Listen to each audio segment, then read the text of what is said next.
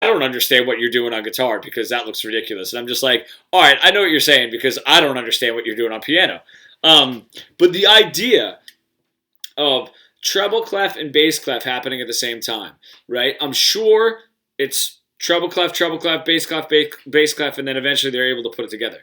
What they're not doing is just jumping in and doing both at the same time. That's the way I want to think about this rhythmic phrasing thing, right? A lot of people are trying to take the pentatonic and a rhythmic phrase and jam them together. But that's not really what we need to do. What we need to do is we need to work on this, and then we can work on this. And so that's why if you're playing, if that's our pace, if you start saying, "Oh man, I don't have my rhythm, I don't have my phrase," just go back to one note. Right? That takes this away and lets you focus on that rhythm, and then we can start putting this back in when it becomes comfortable. One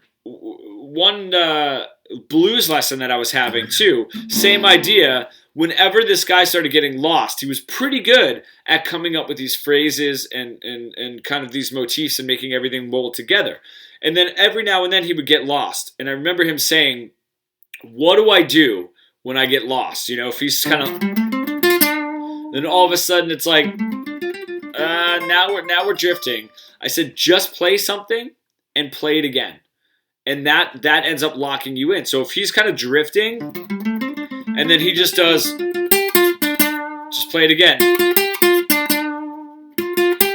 and then vary it up a little bit. That anchors that, and then you can move forward from it. So if that kind of makes sense, we can take, once we strengthen this, and once we strengthen this, we can then put it together just like reading bass treff and treble treff. But we got to focus, on both. And this is honestly more important. The rhythmic phrasing is more important to do first.